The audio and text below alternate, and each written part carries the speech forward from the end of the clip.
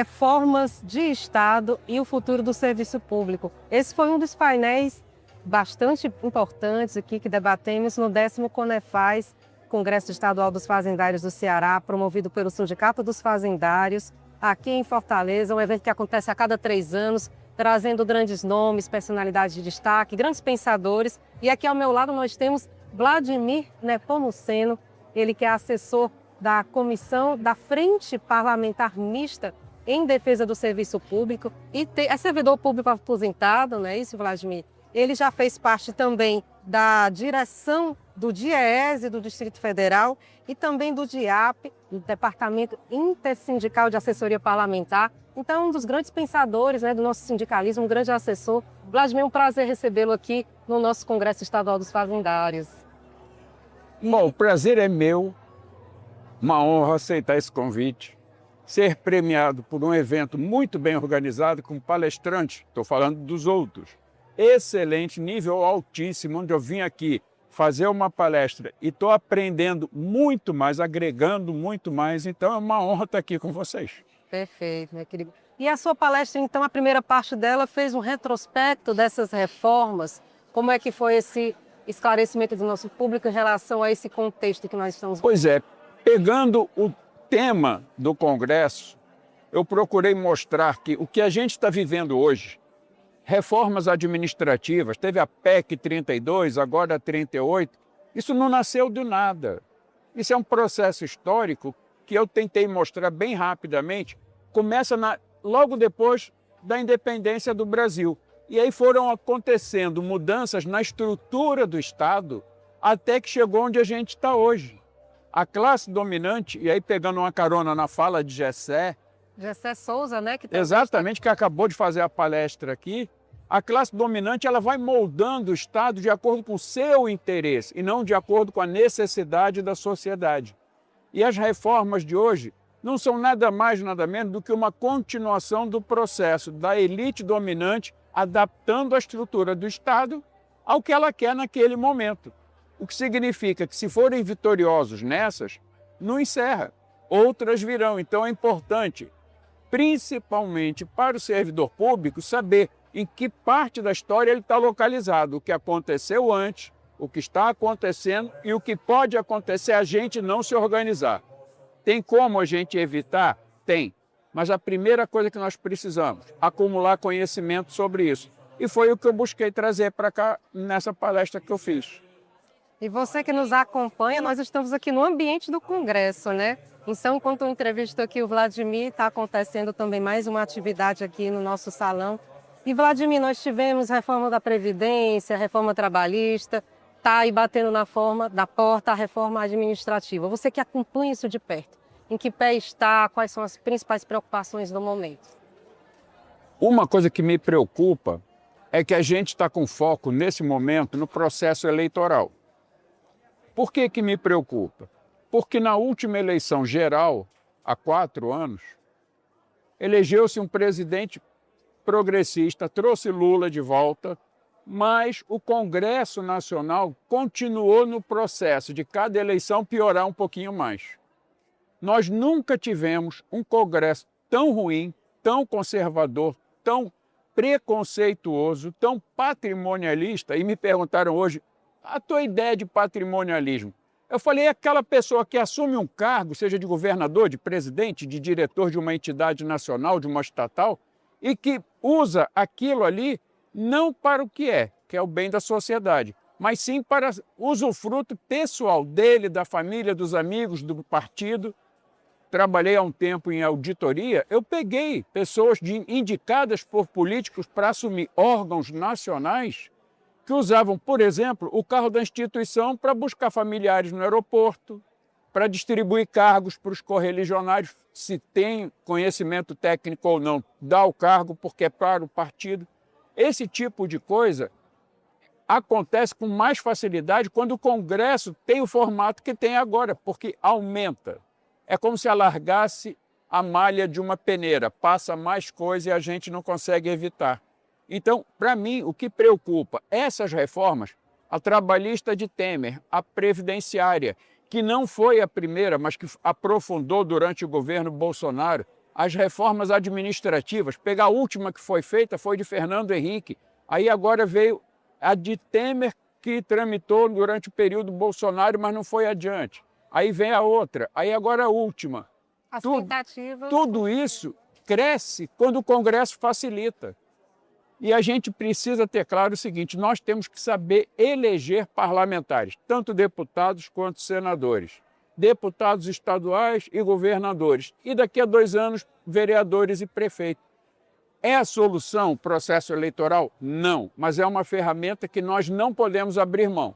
Então me preocupa a gente discutir reforma administrativa, previdenciária, trabalhista e continuar elegendo um Congresso que facilita justamente que essas reformas continuem andando. Então isso me preocupa. E aí eu repito, o mais importante é dar conhecimento e condições de organizar a luta. Conhecimento a gente traz do que a gente acumula. Agora, como organizar? Aí é o papel do sindicato, que eu acho que o Sintaf está perfeito nisso. Está sabendo fazer o processo de reivindicação, o processo de informação e capacitação da categoria. Para mim, esse Congresso cumpriu o seu papel, está perfeito nisso. Mas a preocupação continua. Então, agora é quem elabora se juntar com quem organiza, que é o sindicato, e vamos junto para ver se a gente consegue, pelo menos, barrar essas reformas que estão aí. Mas é um trabalho muito grande que a gente tem que fazer. E eu costumo dizer, vamos votar em outubro, mas vamos começar a pensar no que a gente constrói a partir da eleição também. Não se encerra o processo na hora da eleição. Vladimir, nós estamos discutindo o fisco estadual e também Brasil do futuro, né? Para quem nos acompanha, você que é assessor da Frente Parlamentar em Defesa do Serviço Público, para a nossa população também que nos assiste, o Brasil do futuro precisa de um serviço público mais forte para poder, de fato, ser eficiente e que continua sob intensos ataques, né? Esclarece um pouquinho para quem nos assiste, então, por que é tão importante o serviço público fortalecido, porque ele é tão atacado, né? O senso comum que é passado para a nossa população acaba enfraquecendo muito essas lutas dos servidores, né? Eu acho que fica mais fácil de entender quando a gente tira o olhar do Brasil e vai para qualquer país desenvolvido do mundo, qualquer um. Podemos ir para os Estados Unidos. Nada, absolutamente nada, que levou os Estados Unidos à potência tecnológica do mundo foi construído sem a estrutura do Estado. Por exemplo, nós usamos celular, computador de mesa, computador portátil, que é o notebook. Nada disso saiu de empresa privada, não foi a Microsoft que construiu, não foi a IBM com os primeiros computadores que construiu. Tudo isso foi feito nas universidades com financiamento público nos Estados Unidos. Hoje, a gente sai daqui, você olha, você sabe onde as pessoas estão pelo GPS. Foi construído com dinheiro público do governo americano. Depois de tudo pronto, a entrega para a iniciativa privada. Todo mundo está feliz da vida porque o Brasil tem a 3ª maior indústria aeronáutica do mundo. Tem a Boeing nos Estados Unidos, tem a Airbus na França, a 3ª é brasileira, é a Embraer. Onde nasceu a Embraer?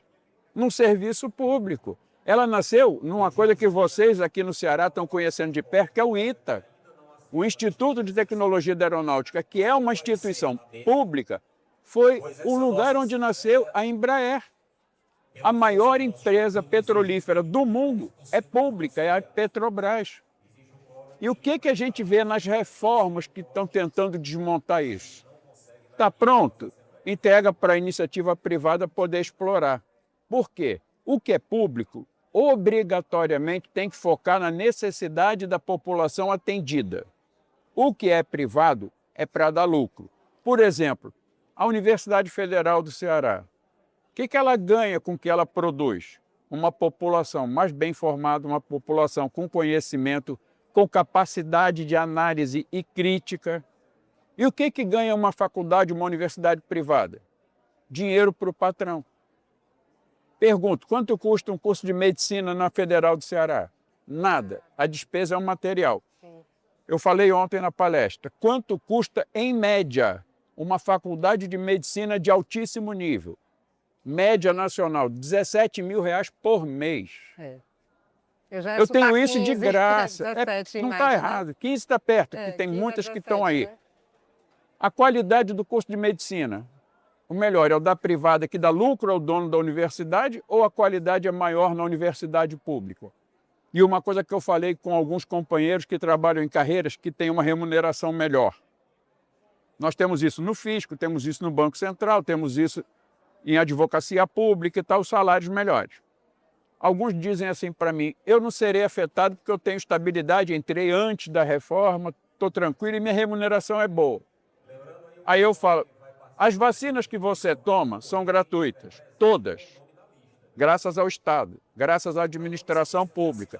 Se a reforma for feita, você vai pagar por vacina, você vai pagar por ensino. O seu filho, que poderia se formar de graça em medicina na federal, vai ter que pagar 17 mil por mês se quiser ser médico, odontólogo ou qualquer outra profissão de alto nível.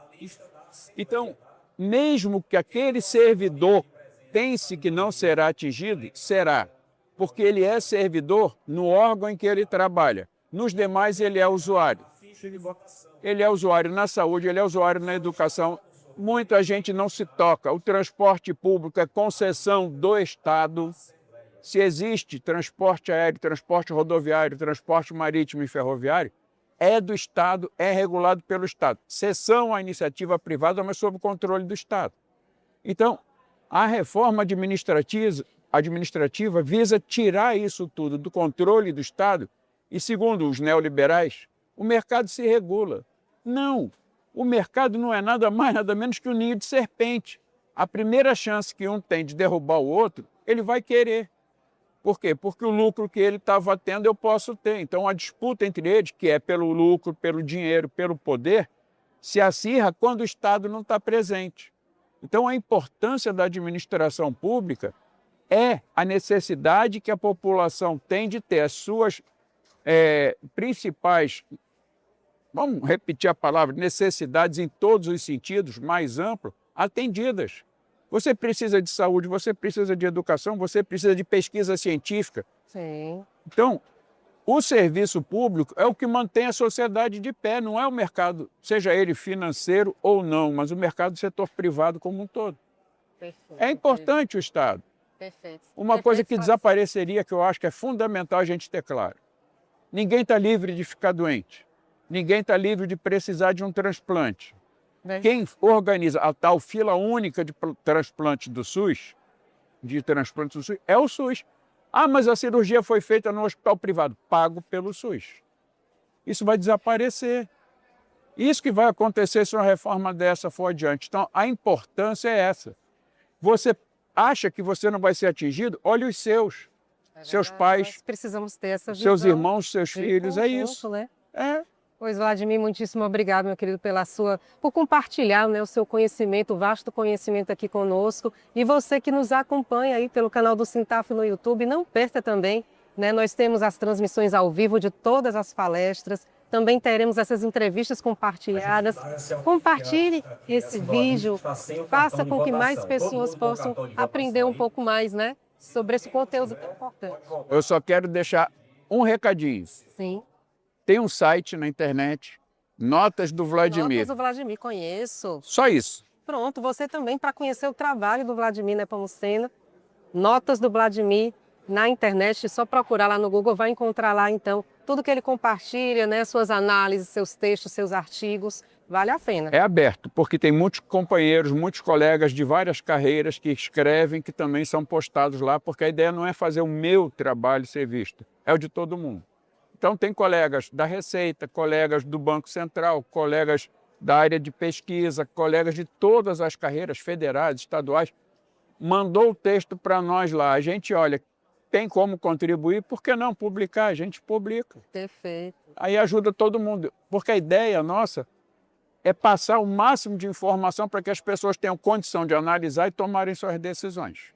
E é isso que nós queremos. É isso. E é isso. Você que nos acompanhou, então, fica o convite. Se inscreva no canal do Sintaf, curta, comente, compartilhe. Até mais.